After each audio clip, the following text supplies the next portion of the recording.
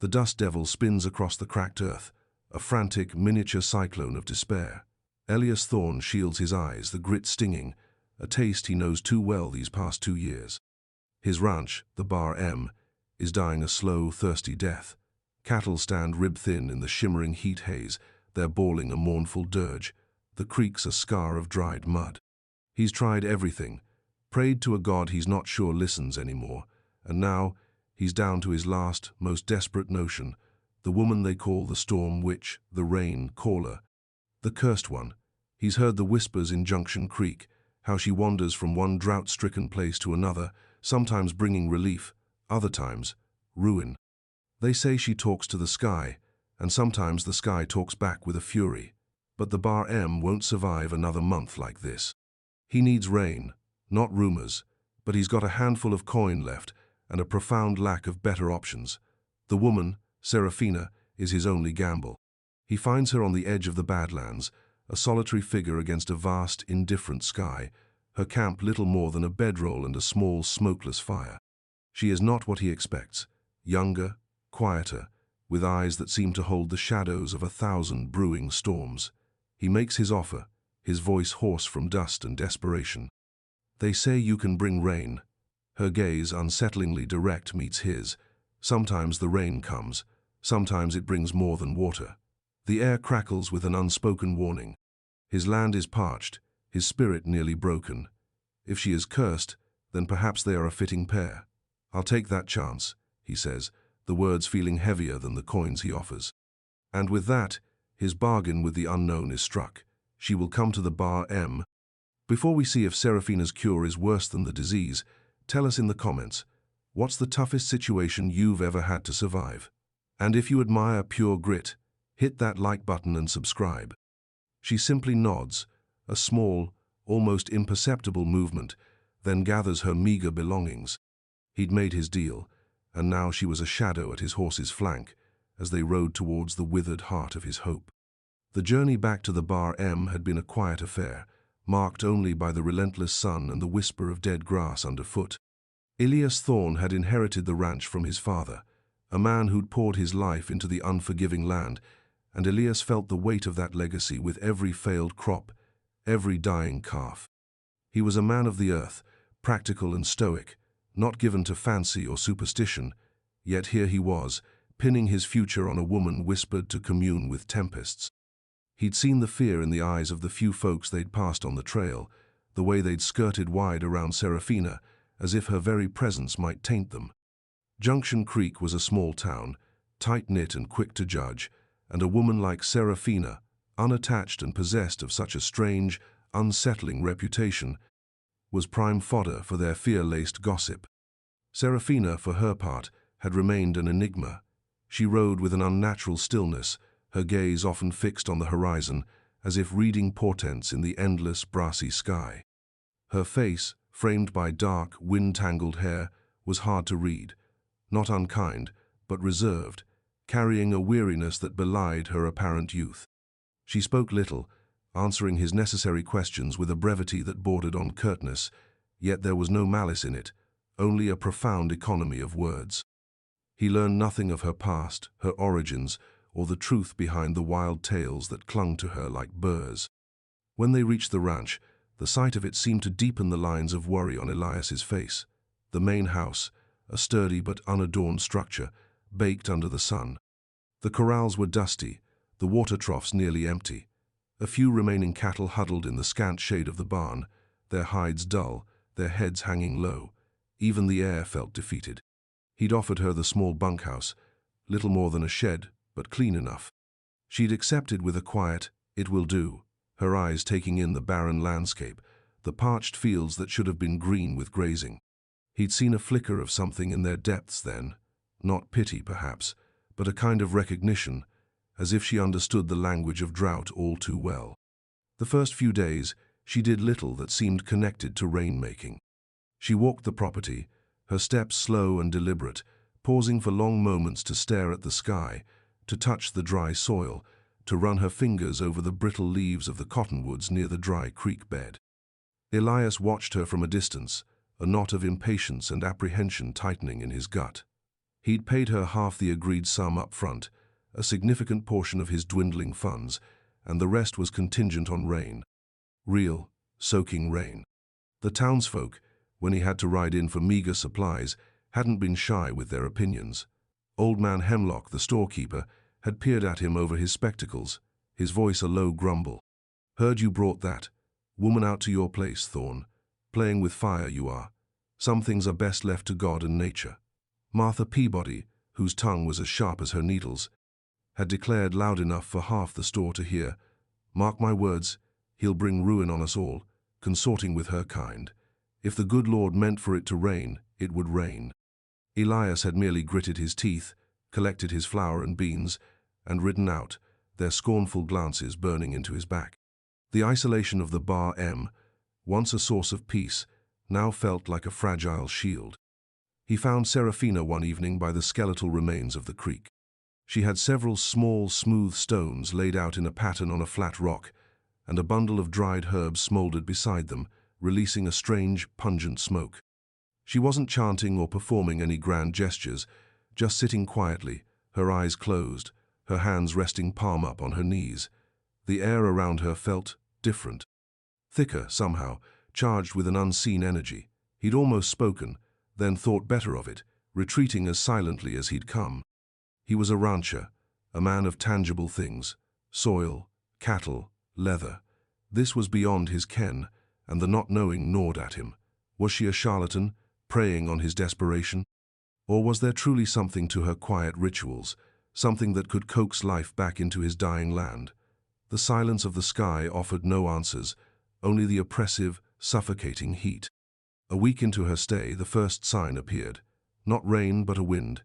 It started as a whisper in the pre-dawn gloom, a restless stirring of the dead leaves. By mid-morning, it was a steady, insistent force, whipping dust into Elias's eyes and rattling the loose shutters of the house. The sky, usually a pale, washed-out blue, began to darken along the western horizon, not with the familiar grey of rain clouds, but with an unsettling, bruised purple. The cattle grew restless, lowing uneasily, and even his old dog, Blue, whined at the door seeking reassurance. Elias found Seraphina standing on the rise overlooking the valley, her dark hair streaming behind her, her simple dress plastered against her form by the gale. She wasn't fighting the wind. She seemed almost a part of it, her arms slightly raised, her face tilted upwards as if in silent communion.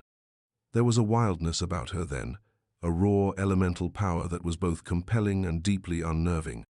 He felt a tremor of something akin to fear, not of her precisely, but of the forces she seemed to be invoking. "What is this?" he'd called out over the roar of the wind, his voice strained. She turned her head slowly, her eyes unnervingly bright. "The air is waking," she'd replied, her voice surprisingly clear amidst the din. "It needs to be stirred before it can weep." The wind brought no rain that day, only more dust and a growing sense of unease. It scoured the land, tearing at the already weakened structures of the ranch, and by nightfall it died as suddenly as it had begun, leaving behind an eerie, breathless calm. Elias felt a surge of disappointment, sharp and bitter. He'd allowed himself a sliver of hope, and it had been snatched away. He looked at Seraphina, her face pale in the twilight, smudged with dust, lines of exhaustion etched around her eyes. She looked drained, almost fragile. "That wasn't rain," he stated, the accusation unspoken but present. She met his gaze, no apology in hers. "The land is angry," she said softly. "It has been ignored for too long. It needs to breathe before it can receive." He didn't understand her cryptic words, but he saw the toll her efforts, whatever they were, had taken. He found himself unexpectedly wanting to offer her some comfort, some small kindness. He grunted, turning towards the house. "Supper's on, if you want it." It was as close to an olive branch as he could manage. She followed him, and they ate in their usual silence, the only sounds the clinking of forks against tin plates and the distant, mournful cry of a coyote. The doubt, however, remained, a cold stone in his stomach. He'd gambled, and so far the house was losing. The next few days passed under a sky that seemed to hold its breath. The oppressive heat returned, heavier than before if possible. Seraphina resumed her quiet routines, walking the land, gathering herbs Elias didn't recognize, sitting in silent meditation by the dry creek. He tried to focus on his chores, mending fences that seemed to crumble at a touch, rationing the last of his water. But his attention was continually drawn to her, to the mystery she embodied. One afternoon he found her staring intently at an anthill, its tiny inhabitants scurrying frantically. "They know," she murmured, more to herself than to him. "Know what?" he asked, unable to keep the skepticism from his voice. "Change," she said, straightening up, her gaze sweeping the horizon. "The small things always feel it first." He saw her then, truly saw her, not as some mythical rain witch, but as a woman deeply attuned to the natural world, in a way he, for all his years on the land, was not. He understood the language of cattle, of seasons, of drought. She seemed to understand the language of the earth itself, its subtle shifts and whispers. A minor incident occurred a day later that shifted something between them. A dust devil, larger and more aggressive than usual, had spun up suddenly near the small lean-to where Serafina kept her few supplies. It tore at the loose sheeting, threatening to scatter her precious herbs and strange implements. Elias, working nearby, reacted without thought, grabbing a heavy canvas sheet and wrestling it over the opening, battling the swirling wind and grit until the vortex moved on. He'd turned, panting, to find Serafina watching him, an unreadable expression on her face. The dust devil was gone, leaving only a coating of fine sand over everything. "Thank you," she said, her voice quiet. It was perhaps the first time she had offered an unsolicited word of gratitude. He just nodded, embarrassed by the sudden intensity of her gaze. "Wind's picking up again," he muttered, more to break the silence than anything. He realized he hadn't thought about whether she'd summoned that particular whirlwind or not. He'd simply acted to protect her things, her work. That evening, as they shared a meager meal of beans and stale bread, the silence felt different, less strained, more companionable. He found himself asking, "Where did you learn what you do?" She hesitated for a long moment, tracing the rim of her tin cup with a finger. "My grandmother taught me some. The rest, the land teaches if you listen." She paused again. "People fear what they don't understand. They call it a curse when the sky doesn't behave as they wish." It wasn't much, but it was more than she'd ever offered about herself. He sensed a deep loneliness in her, the burden of a gift or a curse that set her apart. He began to see the courage it must take to walk her path, to face the fear and suspicion of strangers time and again, all for the chance to bring life-giving rain. The following morning the air was different, thick, heavy, and carrying the scent of distant moisture. The bruised purple along the western horizon was back, darker this time, more menacing. Serafina was already outside when he emerged from the house, her face tilted to the sky, an almost imperceptible hum seeming to emanate from her. "It's coming," she said without turning, not a boast, but a simple statement of fact. And it did. It started with a few fat, splattering drops that raised puffs of dust from the baked earth. Then, a sighing wind, carrying the coolness of approaching rain. Elias felt his heart clench. He'd almost forgotten the smell, the feel of it. The drops became more frequent, a soft drumming on the shingled roof of the house. He saw Serafina smile, a small, tired curve of her lips, and it transformed her face, softening the harsh lines of worry and concentration. The cattle, sensing the change, began to stir, lifting their heads, their lowing now tinged with a different note. Hope, fragile but persistent, unfurled in Elias's chest. It was just a shower, not the deluge he desperately needed, but it was rain, real rain. It lasted for perhaps an hour, a gentle soaking shower that settled the dust, darkened the parched soil, and filled the air with the clean, earthy scent of renewal. When it stopped, the world seemed brighter, fresher. Elias walked out into the newly damp yard, letting the coolness seep into his worn boots. He looked at Serafina, who stood watching the retreating clouds, a profound weariness now settled upon her. "You did it," he said, the words carrying a weight of awe he hadn't intended. She turned to him, her eyes shadowed. "This is only the beginning," she said softly. "The true storm, it gathers."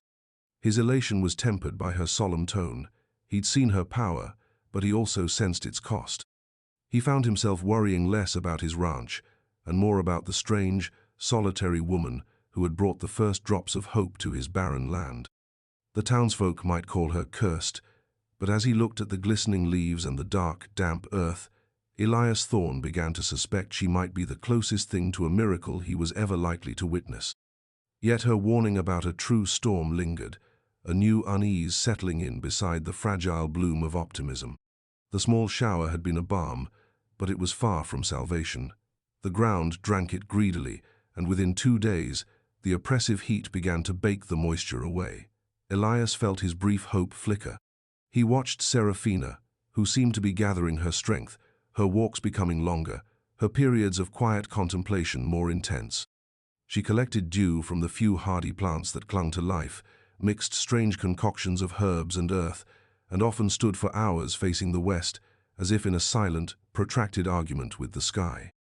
His respect for her grew, even as his understanding remained incomplete. He saw the discipline in her actions, the unwavering focus. He noticed the way she conserved her energy, the faint tremor in her hands after a particularly long vigil. He began leaving a canteen of fresh water for her, where she often sat, a piece of jerky or dried fruit beside it. She never acknowledged the offerings directly, but they were always gone when he returned. It became their silent language of care. One evening, as the sun bled across the horizon in fiery hues, he found her tracing patterns in the dust with a long stick. Her brow was furrowed in concentration. "What troubles you?" he asked, his voice softer than he intended. She looked up, her eyes reflecting the dying light. "The sky is reluctant. It holds back. There's an imbalance." She paused. "Sometimes, to bring life, you must risk unleashing something fierce." Fierce? The word echoed the townsfolk's fears, the whispers of her curse. "What do you mean?" "Storms have their own will," she said, her gaze distant. "I can call to them, guide them, but I cannot always tame their fullest heart." She drew a deep breath. "There was a place, long ago. They were desperate, like you. The storm I brought saved them from drought, but it also took the old bridge, flooded the lower fields. They were grateful for the water, but they feared the power that brought it. They feared me." It was the most she'd ever revealed about her past, a glimpse into the burden she carried. He understood then that her curse wasn't some malevolent force she wielded, but the unpredictable, untamable nature of the very thing people paid her to summon. And their fear, their judgment, was the price she paid. "This land needs a fierce storm," Elias said, his voice rough. "A little shower won't save it. It won't save me." He looked at her then, truly looked, seeing not just the Rainmaker, but the woman. "I'm not afraid of what you can do, Serafina. I'm afraid of what will happen if you don't." A flicker of surprise, then something warmer, crossed her face. "Your trust. It is a rare thing, Elias Thorne." The fragile peace of their shared purpose was shattered a few days later. A buggy rattled up the track to the ranch, carrying an unwelcome delegation from Junction Creek. Preacher Evans, a man whose piety was matched only by his narrow-mindedness, and Silas Blackwood, a rival rancher whose own lands further downriver were less affected by the drought and who had always coveted the Bar M. Elias met them on the porch, his stance unwelcoming. Serafina remained inside, but he knew she was listening. "Thorne," Preacher Evans began, his voice unctuous, "we've come as concerned neighbors. Word has it this woman is still here. And after that unnatural wind and that paltry sprinkle, folks are saying she's more likely to bring locusts than lasting rain." Blackwood, a thick-set man with greedy eyes, chimed in, "Some are saying she's blighting the whole county, Thorne. My missus won't even let the chickens out when the wind blows from your direction. This ain't right, meddling with God's will." Elias felt a cold anger rise. "God's will seems to be letting my ranch turn to dust and my cattle die of thirst," he said, his voice dangerously low. "Miss Serafina is here at my invitation, and she's trying to help." "Help?" Evans scoffed. "By consorting with elements best left undisturbed. The good book warns against such practices, Thorne. You're inviting judgment not just on yourself, but on all of us." "The only judgment I'm worried about is the one that says I didn't do everything in my power to save my land," Elias retorted. Serafina brought rain. "The first real rain we've seen in months." "A teaser, nothing more," Blackwood sneered. "Enough to get your hopes up before the real trouble starts. I've heard tales about her kind. They leave devastation in their wake." He cast a covetous glance over the parched fields. A man could get this land cheap once it's truly ruined. The implied threat was clear. Elias's hands clenched into fists. You get off my land, Blackwood. Both of you. Serafina stays, and if you or anyone else from town bothers her, or me again, you'll answer to me directly. Preacher Evans drew himself up, offended. You'll regret this, Thorne. You mark my words. When the wrath of the heavens falls, don't come crying to us. They left in a cloud of dust and self-righteous indignation. Elias watched them go, his jaw tight. He turned to find Serafina standing in the doorway, her expression unreadable but for the faint tension around her mouth. They won't stop, she said quietly. Their fear is a powerful thing. Let them fear, Elias said, a new resolve hardening within him. He had defended her, not just because he needed Rain, but because he believed in her quiet strength, in the possibility she represented. He was beginning to realize that his gamble was no longer just about the ranch. It was about her, too. The sky is getting darker, he observed, looking west. Indeed, the horizon was a deep, ominous indigo, and the air was still, too still. Yes, Serafina agreed, her gaze also fixed on the approaching gloom. It's time. The real storm is near. We need to prepare. Her words, "we need to prepare," resonated deeply within him. It was no longer just her battle or his, it was theirs. The fear he'd felt earlier was still present, but now it was overlaid with a sense of anticipation and a surprising, fierce protectiveness towards the woman who courted tempests. He had stood against the town for her. Now it seemed they would stand together against the sky itself. The following day was a flurry of activity. The air grew heavier, more charged, the silence of the land almost deafening. Serafina directed Elias with a quiet authority he didn't question. They reinforced the shutters on the house, secured the loose timbers in the barn, and moved the few remaining cattle into the sturdiest corral, close to the barn's shelter. He found an old coil of rope, and together they lashed down anything that might take flight. As they worked, a new dynamic emerged. The silences were filled with the rhythm of shared labor, punctuated by brief, necessary exchanges. He saw the practicality beneath her mysticism, her knowledge of how wind and water could tear things apart. She, in turn, seemed to observe his quiet competence, the way he anticipated problems, his strength that was born of long years of toil. "The roof of the old shed," she said, pointing. "It looks weak." He nodded, already moving towards it with a hammer and nails. She followed, holding the ladder steady for him, her presence a surprising comfort. He found himself acutely aware of her proximity, the scent of dust and strange herbs that clung to her, the intensity of her dark eyes when they occasionally met his. The fear of the coming storm was real, but so was a burgeoning awareness of her as a woman, an attraction that was as unsettling as it was undeniable. Late that afternoon, as the first tendrils of black cloud began to claw their way across the sky, she led him to the highest point on his land, a rocky outcrop overlooking the valley. She carried a small leather pouch and a carved wooden flute he'd never seen before. "What now?" he asked, his voice subdued by the oppressive atmosphere. "Now," she said, her gaze fixed on the turbulent horizon. "We ask." She sat on the ground, tucking her worn dress around her, and began to play.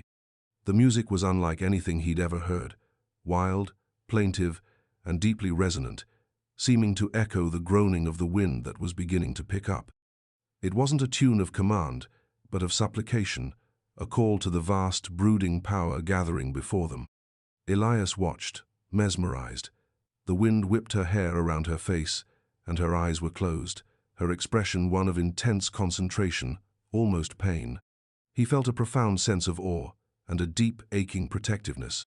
She seemed so small, so vulnerable against the immensity of the approaching storm, yet there was an undeniable strength in her, a courage that shamed his own anxieties. The sky grew darker, the clouds roiling and churning like a tormented sea. A low, continuous rumble of thunder began, more a vibration in the chest than a distinct sound. Lightning flickered in the distance, illuminating the black underbelly of the storm. This was no ordinary weather.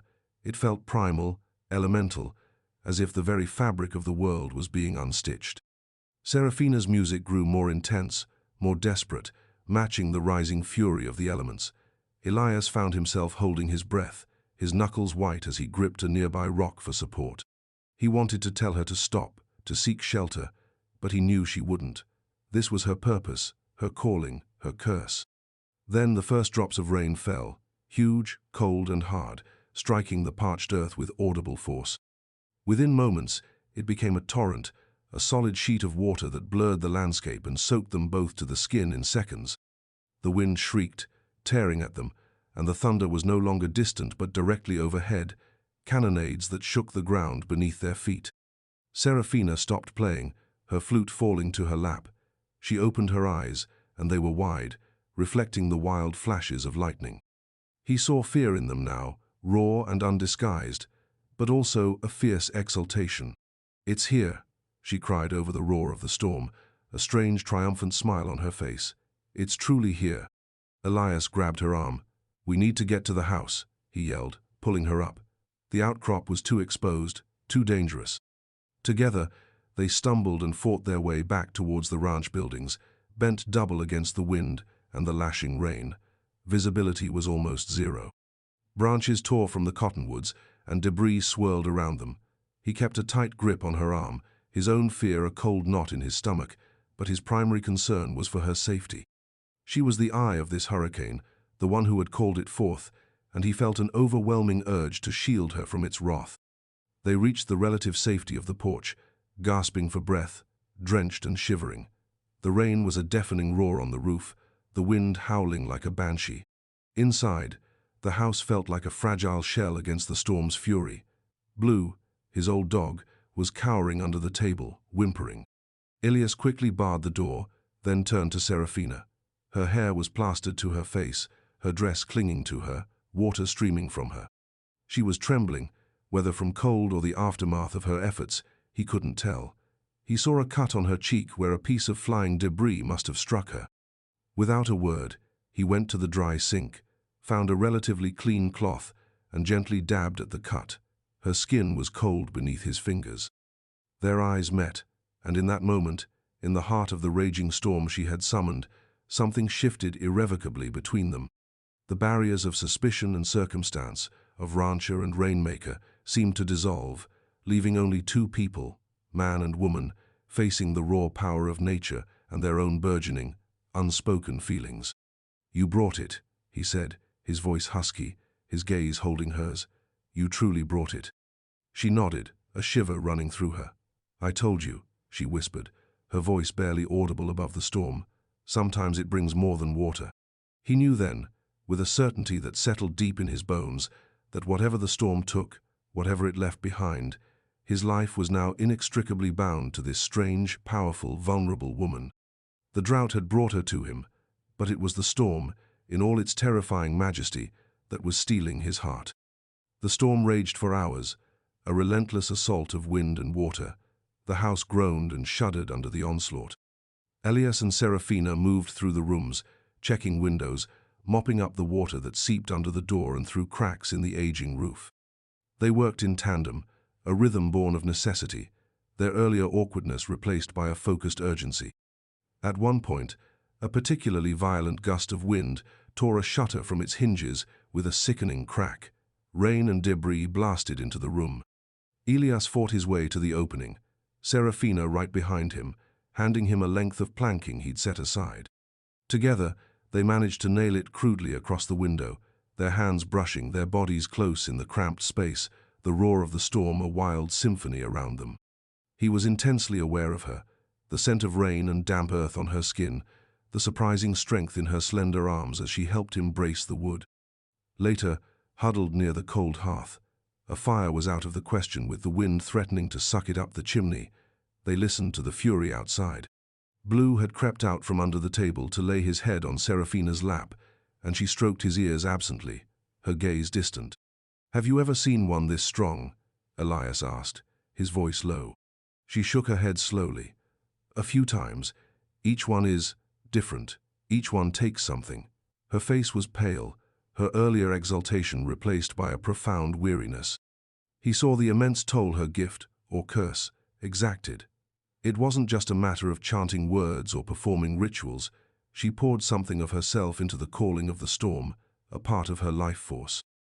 What will it take this time? He wondered aloud, more to himself than to her.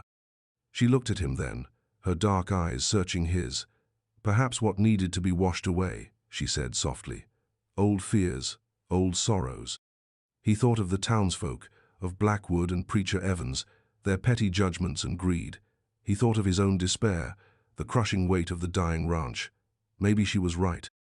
Maybe this deluge was a cleansing, a violent baptism that would allow for new growth, not just on the land, but within him. The worst of the storm seemed to pass around dawn. The wind began to subside, its demonic shriek mellowing to a mournful howl. The rain, though still heavy, lost its brutal driving force.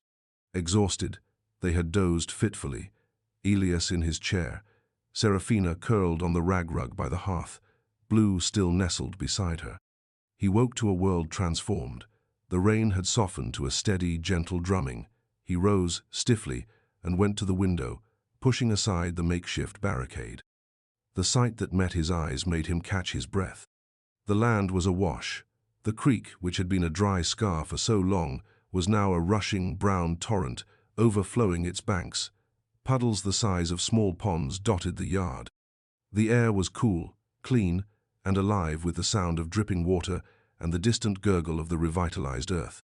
The dust was gone, washed away, and in its place was a landscape saturated, brimming, reborn. He turned to find Serafina awake, watching him. There were dark circles under her eyes, but a quiet light shone within them. "It's done," she said, her voice raspy. He crossed the room and knelt beside her, taking her cold hands in his. "You did it, Serafina.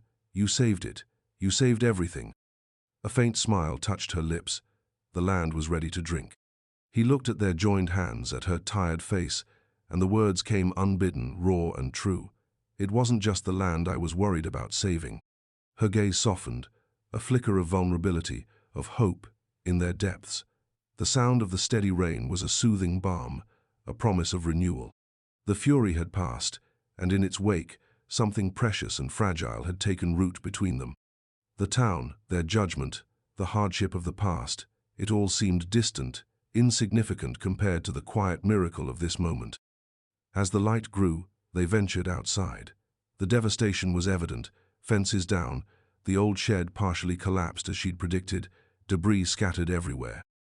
But beneath the damage, there was the undeniable evidence of life renewed. The earth was soft and dark, the few hardy plants that had survived the drought already looking greener, more vibrant. The air smelled of wet soil and new beginnings. They walked the property, assessing the damage, but their steps were lighter, their mood almost buoyant despite the work ahead. The cattle, huddled but safe in their corral, were drinking deeply from the overflowing troughs. Elias looked at Serafina. She stood at the edge of what had been his driest pasture, her face tilted up to the gentle rain, a serene expression on her face. The curse that Junction Creek had whispered about seemed a foolish, ignorant notion now. He saw only a woman of incredible strength and spirit, a woman who had faced down the sky and coaxed from it a miracle. A woman who had, in the process, captured his heart as completely as the storm had captured his land.